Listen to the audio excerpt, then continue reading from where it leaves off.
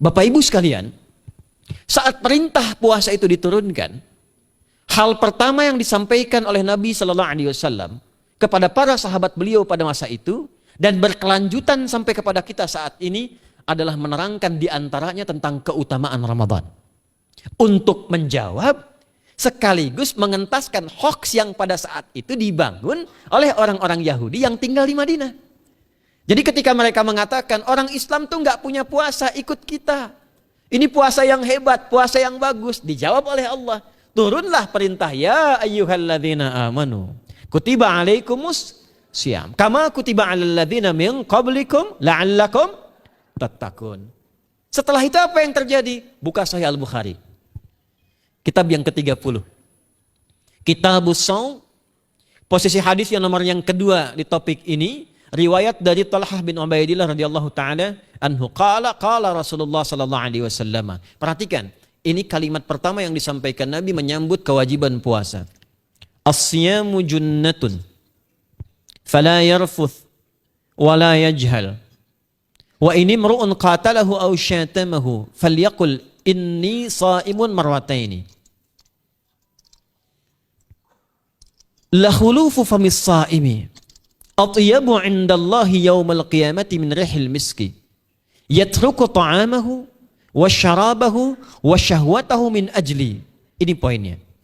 As-siyamu li wa ana ajzi bihi wal hasanatu bi asyri amthaliha. Kata Nabi, puasa kita ini yang kita tunaikan spesial. Beda dengan yang lainnya. Jadi ketika Yahudi mengatakan puasa kami ini puasa yang hebat, yang bagus, yang diikuti oleh umatnya Muhammad sallallahu alaihi wasallam. Turun ayat, komentar Nabi pertama apa? Puasa kita kepada para sahabat, kepada kita semua, ini puasa yang spesial. As-siyamu. Lihat diksinya. Awas Pak ya, Ibu jangan salah baca. As-siyam, bukan asyab. As-siyam. Disebutkan 9 kali dalam Al-Quran. Ada as-saum, ada as-siyam, itu beda. Kalau saum, sekali disebutkan dalam Al-Quran, surah 19 ayat 26. Saum itu masih umum, kata umum untuk menunjuk kata imsak, menahan secara umum. Bisa berarti puasa yang ada ketentuan aturan, bisa berarti menahan secara singkat. Apa saja yang bersifat menahan, itu saum namanya. Contoh Sayyidah Maryam misalnya, beliau masih makan. Ya, ayat 24, 25 itu masih makan. Goyangkan pohon korma, jatuh kormanya, makan kormanya. Mau minum, ambil airnya, minum. Masih makan, masih minum. Cuman diminta untuk saum. Apa saumnya? Inni nadhartu lirrahmani sauma falam ukallimal yauma insiya. Jangan bicara pada siapapun. Kamu dituduh, kamu berzina. Jangan jawab. Biarkan bayinya yang bicara. Dan itu mukjizat pertama untuk Isa alaihi salam. Itu nanti dimulai di ayat 31 sampai 33 di surah Maryam, surah 19. Tapi beliau diperintahkan saum. Saumnya apa? Jangan bicara. Jadi kalau bapak masih makan, masih minum. Cuman gak mau bicara dulu sama ibu. Itu saum. Mau kemana Bi? Kok gak jawab? Kenapa gak bicara? Sedang saum. Saum apa? Gak mau bicara sama mama. Itu bicara. Contoh. Itu saum. Kalau siam, 9 kali disebutkan dalam Al-Quran, itu khusus. Spesifik. Ada aturannya, ada ketentuannya, nggak boleh sembarangan, nggak bisa kemudian seenak kita melakukannya, ada ketentuan yang dibuatnya dan itu harus diikuti. Begitu diikuti, maka keagungan dan keistimewaan ibadah itu akan dilekatkan pada pelakunya. Dan menariknya, perintah puasa itu ketika turun ayatnya Al-Baqarah 183, kalimatnya bukan menggunakan saum tapi siyam. Ya ayyuhalladzina amanu kutiba alaikumus.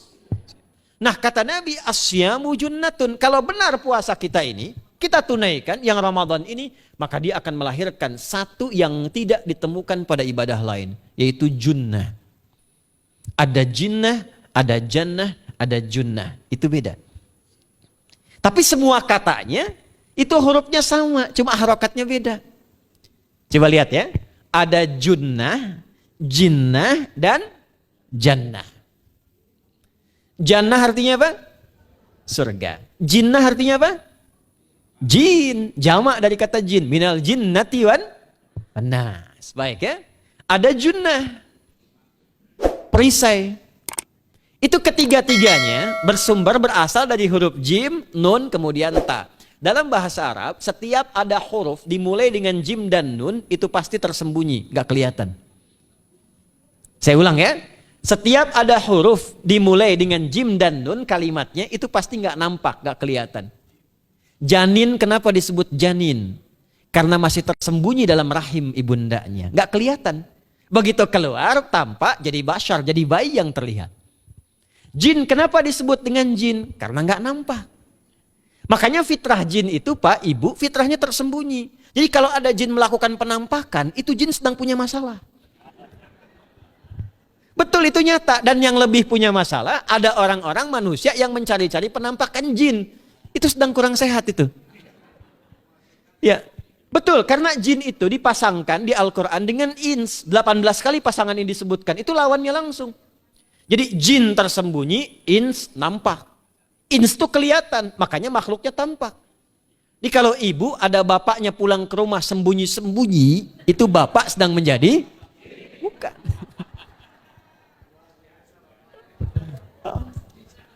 Kalau ibu sembunyi-sembunyi nyari dompet bapak, ibu sedang menjadi jin. Itu langsung pasangannya 3 itu. Ins itu seakar dari kata anisa, halus, lembut. Jin kasar, makanya disebut jin. Karena itu jarang ada orang kemasukan jin jadi lembut, tidak ada. Permisi mau ikut kajian sedang kemasukan jin, tidak. Kalau kata-katanya tidak meracau, tindakannya pasti kacau. Karena itu fitrah manusia itu pasti lembut. Kalau ada orang kasar, pasti ada yang salah dalam pergaulannya. Balik. Itu jin. Jannah, kenapa disebut jannah? Karena belum tampak sekarang. Makanya Nabi katakan mala ainun ra'at. Gak sama dengan yang seperti dilihat orang. Gak kelihatan nanti kesuksesan tertinggi yang belum tampak disebut dengan jannah. Karena belum tampak. Junnah itu perisai yang bisa langsung membentengi kita dari setan secara otomatis. Tapi gak kelihatan. Karena itu kenapa ujung puasa disebut la'allakum tatakun. Tatakun itu dari kata takwa. Takwa itu dari kata wikoyah. Wikoyah itu artinya perisai. Nah, perisainya tidak tampak dalam diri kita. Tapi kalau terbiasa menunaikan ibadah puasa ini, kata Nabi, yang pertama kali akan terjadi pada orang yang puasanya benar, dia akan mendapatkan perlindungan berupa perisai dari Allah, hasil dari latihan puasanya yang dapat membentengi dia dari setan. Jadi ciri khas puasa Ramadan itu kalau sukses ditunaikan, itu akan terjauh dari godaan setan. Setan itu provokator yang memang hanya mengarahkan pada keburukan. Jadi dia nggak kenal benar. Lawannya malaikat. Malaikat nggak kenal salah, Pak. Nah, supaya terbentengi dari itu semua, kata Nabi SAW, kita itu dihadiahi sekarang oleh Allah. Satu ibadah yang kalau dilakukan ibadah itu akan mengakumulasi ibadah-ibadah yang lainnya yang saat bersamaan dahsyatnya ibadah ini bisa menghadirkan junnah, perisai yang membentengi dari setan. Karena itu ketika dilakukan ibadahnya saat yang bersamaan bisa ditahan maksiatnya, ditingkatkan amal solehnya. Setan kan ngajaknya pada yang salah kan? Malaikat ngajak pada yang soleh. Ramadan itu keutamaannya kalau sudah tiba Ramadan itu selalu kita terdorong pada yang saleh dan tertahan untuk yang salah. Itu hebatnya puasa Ramadan. Kalau nggak percaya silahkan Pak Ibu sekalian. Cuman Ramadan yang saat datang waktunya bisa menghentikan orang berbuat maksiat. Nggak percaya cek. Orang yang punya sifat marah semarah-marahnya, itu saat Ramadan bisa berhenti marah. Buka jam 6 kurang seperempat ada yang provokasi. Dia bisa tahan marah tuh, istrinya bingung, tumben Pak nggak marah, ntar habis maghrib. Bisa ditahan. Orang dusta bisa nggak dusta. Dan saat yang bersamaan, teman-teman sekalian, Bapak Ibu, itu bisa terdorong berbuat meningkatkan amal soleh. Sekarang kita keluar dari sini, ada yang minta, belum tentu dikasih. Nanti Ramadan tiba, sudah nyatat berapa yatimnya, berapa du'afanya. Amal soleh naik. Sekarang ada orang ketinggalan sholat fardu, terlambat, masih biasa. Ramadan ketinggalan sunnah, itu gelisah. Betapa ibu-ibu para pejuang yang sangat luar biasa, itu berjuang memperebutkan saf pertama, setelah maghrib untuk menaruh sejadah. Ah, ini pelakunya nih. Tapi itu hebat, Bu. Saya tanya ibu kalau berjuang naruh sejadah setelah maghrib atau bahkan sebelum maghrib, itu sejadah disimpan di saf itu untuk ngejar sholat apa? Tarawih, bukan isanya. Saya tanya pada ibu, tarawih itu hukumnya sunnah atau wajib? Sunnah. Ramadan tuh jangan, kan yang fardu, ketinggalan sunnah bisa gelisah. Itulah Ramadan. Dan pada saat itulah ketika amal soleh dikerjakan, amal salah ditinggalkan, datanglah junnah, itu perisai yang mengikat setan. Itu yang dimaksudkan di hadis Muslim. Di topik yang ke-13 namanya Kitabus Syam. Hadis yang pertama dari sahabat Abu Hurairah. An Abi Hurairah radhiyallahu ta'ala anhu, anin Nabi sallallahu alaihi wasallam qala, "Idza jaa Ramadhanu." Redaksi yang pertama. Redaksi yang kedua yang bintang 3 di bawahnya. "Idza kana Ramadhanu." Redaksi ketiga yang bintang 4 di bawahnya. "Idza dakhala Ramadhanu." Muhammadiyah itu harus tahu dalil. Ya. Tahu dalil tuh, ya. Idza jaa Ramadhanu, idza kana Ramadhanu, idza dakhala Ramadhanu, futtihat abwabul jannati aw abwabur rahmati. Wa ghulliqat abwabun nari aw abwabu jahannam. Wa sulsilatis syayatinu aw sufidatis syayatin. Ini maknanya. Kalau Ramadan sudah tiba, kata Nabi, maka dibukakanlah pintu-pintu surga. Para ulama berbeda pendapat dalam tafsir tentang hadis ini. Pintu-pintu surga ada yang mengatakan real dibuka. Ada yang mengatakan dengan penafsiran metafor. Pintu surga itu pintunya lewat amalan. Ada 8 pintu surga kata Nabi dalam hadis yang lain. Ya, fil jannati thamaniyatu abwabin, fiha babun yusamma ar-rayanu, la yadkhuluhu illa as-shaimun, fa idza dakhaluhu ughliqa. Di surga itu ada 8 pintu surga. 8 itu ternyata di hadis lain pintunya semua amal soleh. Ada pintu sholat, pintu puasa namanya ar-rayyan, ada pintu sedekah, pintu zakat, pintu haji. Jadi kita itu sekarang fastabiqul khairat. Kenapa ada moto fastabiqul khairat? Itu kan diambil dari Al-Baqarah ayat 148. Siapa yang pengen memburu surga, buru di amalannya. Mungkin gak semuanya bisa dikerjakan. Kalau tidak semuanya, ambil salah satu yang paling disukai, konsisten di situ. Walikulli wijhatun huwa muwalliha. Setiap orang pasti punya kecenderungan untuk beramal. Ada yang senang puasa, ada yang senang tahajud, ada yang senang sedekah. Fastabiqul khairat, silahkan berburu, berlomba untuk mengerjakan apa yang disenangi itu. Itulah pintu surganya. Nah, saat Ramadan, semua pintu surga itu dibuka, Pak. Makanya kita senang kerjakan, sholatnya meningkat, sedekah meningkat, ngaji Quran meningkat. Saat yang bersamaan pintu neraka ditutup. Ada berapa pintu neraka? Ada berapa? Kalau pintu surga berapa tadi? 8. Hadisnya jelas, sahih dalilnya. Pintu neraka berapa? Bukan. Pilih. 6 atau 8? Yang 6 angkat tangan. Bukan 6, bukan 8, 7. Dalilnya apa? Dalilnya Quran surah Al-Hijr, surah ke-15. Ayat ke-44. Surah ke-15 Al-Hijr ayat ke-44. Neraka ada 7 pintu. Dan dalam setiap pintunya nanti ada 19 malaikat yang menjaga. Alaiha tis'ata asyar. 7 pintu ini khusus Ramadan ditutup. Dan hati-hati, nama neraka itu ada 2 nanti. Neraka yang membakar, ini mungkin jadi baru informasinya bagi sementara orang. Neraka yang membakar dan neraka yang membekukan. Jadi ada 2 sifat. Saya ulang ya, neraka yang membakar dan neraka yang membekukan. Yang membakar disebut dengan Jahannam, yang membekukan disebut dengan Zamharir namanya. Zamharir. Jadi kalau ada orang masuk neraka, itu cuma 2 pilihannya, dibekukan atau dibakar. Jelas ya? Makanya kita dikasih pendahuluan, ada musim panas, musim dingin. Supaya merasakan, nih orang musim dingin nih pakai lapisan-lapisan baju. Musim panas cari pendingin. Kamu sekarang cari pendingin, kata Allah, di neraka nggak ada AC. Kamu sekarang pakai berlapis-lapis, di neraka beku. Jahannam itu nama apinya.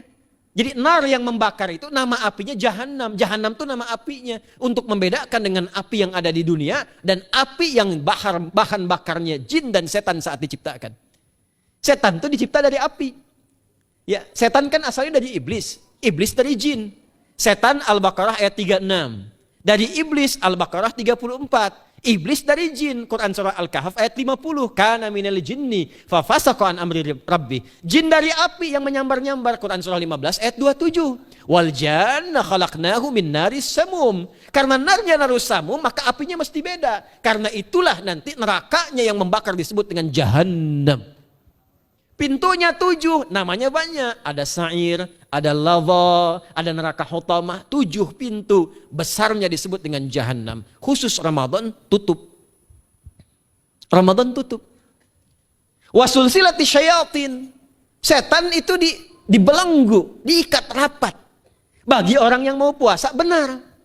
Awas hati-hati. Bagi orang yang mau puasa, benar. Karena itu kalimatnya asyamu junnatun. Kalau benar puasanya, metafornya amalan dia bisa mengikat setan. Tapi kalau puasanya nggak benar, tetap digoda juga. Makanya jangan heran, walaupun Ramadan tetap kotak infak ada yang hilang.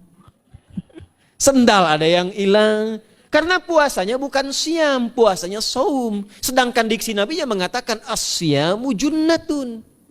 Puasanya yang harus benar. Nanti kita belajar fikih setelah itu. Saya ingin pendahuluan dulu ya. Setelah itu apa yang kata Nabi katakan? Ini masih mukadimah ya kita ya. Ini luar biasa nih. Ya. Jadi keutamaan Ramadan itu dahsyatnya dengan puasa biasa. Kata Nabi, kalau orang benar puasanya, bebas dia dari setan. Bukan nggak digoda, Allah kasih benteng sehingga setan nggak tembus kepada dia. Itu satu. Itu keutamaan Ramadan. 2, teruskan dulu langsung ke ujung hadisnya saja ya. Kalau yang tadi nanti latihannya fala yarfus fala yajal itu latihan. Yang kedua, Allah langsung yang mengatakan dalam hadis qudsinya. Asyamu li wa ana ajzi bihi. Khusus Ramadan, kalau ditunaikan dengan benar, maka semua yang puasa itu aku langsung yang memberikan takaran pahalanya. Sekarang kita hitung-hitungan dikit ya. Bapak Ibu kan senang hitung. Tadi bangun aja kan dihitung kan. Ya, dapatnya sekian, kurangnya sekian, ya usahanya sekian. Sekarang kita ngitung pahala nih. Ada rumus hitung pahala dalam Al-Quran. Ya, saya tanya sebentar. Kalau satu kita kerjakan ibadah, pahalanya berapa? 10. Dalil. Apa dalilnya? Quran surah ke-6 ayat 160.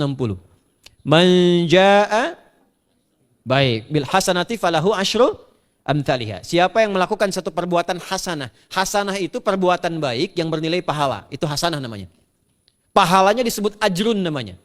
Lahum ajrun ghairu mamnun. Jadi perbuatan baik yang bernilai pahala disebut apa? Hasanah. Ya, eksekusinya, implementasinya disebut amal soleh. Pahalanya, hitungannya disebut ajrun namanya. Jamaknya disebut dengan ujur. Di setiap poinnya disebut dengan ajrun namanya. Nah, orang yang mengerjakan perbuatan baik, berpotensi punya nilai pahala, itu setiap perbuatan baiknya 10 kebaikan. Contoh kita sholat nih, sehari berapa waktu? 5. Berapa rakaat? 17. Al-Fatihahnya 18 atau 19 kali? 17 kali ya. Kalau 18 kali berarti subuhnya 3 rakaat. Nah itu kan kalau kita buka hadis Muslim, nomor hadis 162, saat Nabi dalam peristiwa setelah Isra itu, ke Masjidil Aqsa, kemudian araja bina Jibril alaihissalam. Mi'raj naik ke Sidratul Muntaha. Sidratul Muntahanya ada di surah An-Najm dari ayat 1 sampai 18-nya. Itu ketika menerima perintah salat pertama kali kan bukan 5, tapi 50. Turun kan Nabi kemudian ke langit ke-7 ketemu Nabi Ibrahim sedang senderan di Baitul Ma'mur, punggungnya senderan. Itu ada kisahnya di hadis Muslim, nomor hadis 162. Kemudian turun lagi ke Nabi Musa. Nabi Musa itu kan tipikalnya senang. Yang pertama agak temperamen, yang kedua itu senang mengomunikasikan sesuatu. Makanya ketika dengan Khidir alaihi salam itu senang, ya, kritisnya itu muncul kepada Nabi Muhammad ketika turun dari Sidratul Muntaha ke langit yang ke-6 itu ketemu Nabi Musa, ditanya, Muhammad SAW dapat apa tadi? Sholat. Berapa waktu? 50. Kamu tahu nggak? Umat saya itu kekar-kekar besar-besar. Segitu aja nggak kuat, apalagi umat kamu yang kayak kita sekarang nih. Minta lagi diskon sama Allah katanya. Naik tuh, minta lagi. Singkatnya 9 kali naik. Setiap naik dikurangi 5. 9 kali 5 berapa? 45. 50 kurangi 45 berapa? 5. Turunlah 5. Sampai 5 pun Nabi Musa masih komennya begini. Minta lagi aja diskon. Kata Nabi, saya kurang enak lah, malu saya. Sudah diberikan yang paling pokok 5. Dan itu pun belum selesai. Dengan senyumnya kemudian, lihat ini indahnya. Setiap 5 itu Allah menetapkan, setiap satunya punya 10 nilai. Jadi kalau kita kerjakan 5 waktu, dikali 10 berapa? 50. Itulah dahsyatnya umat Nabi Muhammad karena keutamaan nabinya. Walaupun 5, nilainya tetap setara dengan yang umat Nabi Musa 50 kali. Karena itu keutamaan Nabi Muhammad itu sangat luar biasa. Sampai nanti dipuji Allah oleh begitu tinggi. Sifatnya, rasanya di ujung surah At-Taubah itu. Akhlaknya di surah Al-Qalam itu. Dan karena kemuliaan ini kita dapat barakahnya. Percikan keberkahannya. Apa itu? Ketika Ramadan yang puasa-puasa lain standar. Puasanya umat Muhammad SAW, setiap puasanya itu pahalanya dilipat gandakan tak terbatas. Allah langsung menilai keikhlasan pada hambanya. Paling minimal kalikan 10 kali lipat lagi dari hari biasa. Wal hasanatu bi asyri amthaliha. Jadi kalau sekarang baca Quran sekarang ini, satu hurufnya berapa? Tahu dari mana? Ya, di At-Tirmidzi nomor hadis 2910. Man qara'a harfan min kitabillahi falahu asyru hasanat. Setiap ada orang baca satu kitabullah dengan syarat dia mukmin, muslim, baca satu huruf dari kitabullah, dapat 10 kebaikan. Satu hurufnya 10, Bu, Pak. Walam aqul alif lam mim harfun, saya tidak katakan kata Nabi alif lam mim satu huruf. Walakin alifun harfun, lamun harfun, mimun harfun, walikulli harfin asyru hasanat. Tapi alifnya satu huruf, lamnya satu huruf, mimnya satu huruf, setiap hurufnya 10 kebaikan. Saya kalau ada papan tulis, saya turunkan ini pakai syarah ilmu arud. Itu dahsyat lagi. Arud itu menuliskan apa yang dikatakan, bukan menuliskan simbol yang ditunjukkan. Jadi kalau kita bilang alif, tulis alif. Dan alif itu kan ada 3 huruf, hamzah, lam, fa. Hamzah berapa huruf? Tulis lagi hamzah. Itu baca Quran kalau ikhlas, pahalanya berlipat. Paling standar satu hurufnya 10. Dan hampir nggak ada orang baca Quran cuma satu huruf. Nun. Udah dulu 10 lumayan. Nggak ada. Pasti banyak itu. Dan Ramadan lebih meningkat lagi. Dan dikalikan 10 lagi, itu paling standarnya satu huruf 100, Pak, Bu. Makanya Ramadan tuh limpahan pahala, rugi orang kalau nggak ibadah saat Ramadan itu. Nabi aja itu tadarusan Quran sekali khatam. Saat tahun meninggalnya 2 kali khatam untuk ngejar kemuliaan-kemuliaan, contoh bagi kita. Itu Ramadan. Jadi ini yang pertama menjadikan kita mesti sadar Ramadan beda dengan bulan biasa. Maka disampaikan oleh Nabi yang pertama ada pelipat gandaan pahala. Yang kedua ada perisai yang bisa menjauhkan kita dari setan. Yang ketiga, saya tutup mukadimahnya. Yang ketiga, hanya Ramadan yang siang malam melahirkan ampunan Allah Subhanahu wa taala. Siang malam. Kita kalau mau nyari ampunan, itu bisa kapanpun minta ampun. Tapi ada waktu-waktu yang sangat strategis dan tempat-tempat yang sangat efektif mempercepat mengabulkan doa. Contoh waktu misal sepertiga malam. Itu cepat terkabul doa. Hadisnya qudsi. Di antara azan dan iqamah. Waktu singkat di waktu Jumat. Ada yang menafsirkan antara duduk khutbah 1 dan 2. Ada yang menafsirkan waktu asar menjelang ke maghrib. Dan itu nanti sepeninggal Nabi ada di antara istri Nabi SAW memburu waktu singkat yang luar biasa ini untuk berdoa. Hafal doanya ya. Allahumma kfina bihalalika an haramik wa aghdina bi ta'atika an ma'siyatik wa bi fadlika amman siwak. Itu dibiasakan di hari Jumat dibacakan. Ya, hafal nggak? Nah, nanti diputar lagi videonya ya, kan ini kita sampai ini lihat lagi. Ya, kembalikan. Ada yang sifatnya tempat. Mihrab itu mustajab. Makanya kenapa imam itu di mihrab? Karena mewakili makmum untuk berdoa. Karena itu pilih imam yang betul-betul paham fikih salat. Bagus bacaannya dan ngerti fikih salat supaya dia sebelum salat melihat ke belakang. Itu bukan cuma merapatkan barisan, tidak, untuk melihat siapa yang salat. Apakah tahan berdiri lama kalau dibacakan bacaan panjang? Atau ada yang buru-buru. Lalu bacaannya apa yang sesuai untuk makmumnya? Itu fikihnya. Karena itu tempatnya di mihrab. Dan mihrab itu viral. Tempat yang cepat mengabulkan doa. Maryam itu punya mihrab. Nabi Zakaria saat minta keturunan. Itu mohon kepada Allah di mihrabnya Maryam. Ali Imran ayat 38-39. Hunalika da'a Zakaria rabbah. Qala rabbi habli min ladunka dzurriyyatan thayyibah. Innaka sami'ud du'a. Fanadatul malaikatu wa huwa qa'imun yusalli fil mihrab. Cepat terkabul doa. Masjid cepat terkabul doa. Tapi Ramadan itu menggabungkan semuanya. Nggak usah tunggu sepertiga malam. Siangnya diampuni, malamnya diampuni. Apa dalilnya? Untuk malam lekat dengan ibadah qiyam namanya. Man qama ramadhana imanan wahtisaban ghufira lahu ma taqaddama min. Siapa yang mampu menghidupkan Ramadan di malam harinya. Dan jangan salah Bapak Ibu sekalian, awas jangan salah ya. Ramadan itu satu paket ibadahnya. Bukan cuma puasa. Ramadan satu paket. Ada paket siang, ada paket malam. Dan gak ada paket hemat. Full. Ada siang, ada malam. Dan itu semua sama, cuma beda satu huruf. Hadisnya sama, ibadahnya juga diksinya sama, cuma beda sehuruf. Malamnya qiyam, siangnya siam. Awas ya, malamnya apa?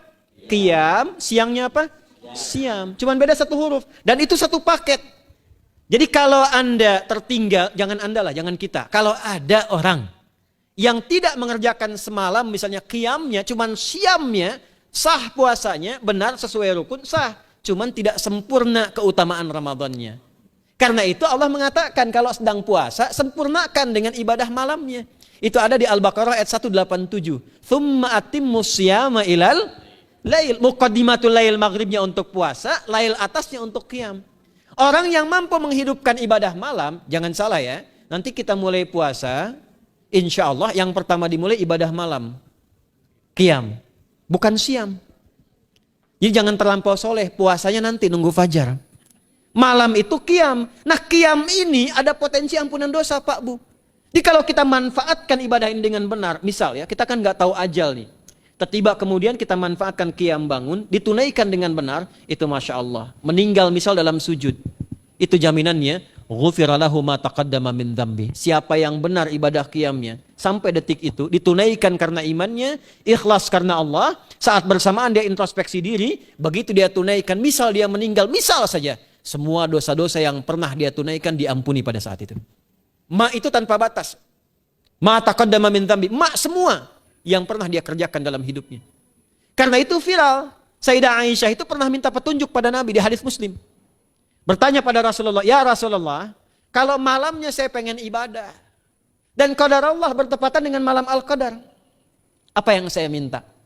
Itu sampai diajarkan oleh Nabi doanya, dan doanya sahih. Di At-Tirmidzi dikuatkan lagi dengan lebih lengkap redaksinya. Kata Nabi, kalau engkau bersamaan dengan itu malam hari bangun, bersamaan, faquli katakanlah, Allahumma innaka afuwun karim, tuhibbul afwa fa'fu anni. Nanti di hadis yang Muslim, Allahumma innaka afuwun, di At-Tirmidzi ada kata karimnya. Innaka afuwun karim, tuhibbul afwa fa'fu anni. Itu malam Bu. Biasanya nunggu sepertiga malam, waktu sahar. Ya, jadi waktu sahar itu waktu singkat menjelang fajar. Kalau subuh sekarang 4:08, itu kira-kira sahar tuh jam setengah 4 lah. Ya, 3:30 sampai jam 4 itu namanya sahar. Bukan lail. Kalau lail dari ba'da isya sampai sahar. Sekarang isya setengah 8 misalnya. Jam 8 tuh sampai setengah 4 namanya lail. Jelas ya? Lail tuh malam. Jamaknya layali. Turunannya lela, lili, lala itu malam. Ya, ibu leli, ibu malam-malam gitu ya. Gitu. Nah itu waktu menjelang fajar setelah lail sahar, jamaknya ashar.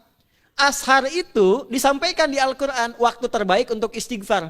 Quran surah 51 ayat 18. Wabil ashari hum yastaghfirun. Yang biasa istighfar berpeluang dapat ridho Allah dan disiapkan surga terbaik, melebihi kemewahan dunia.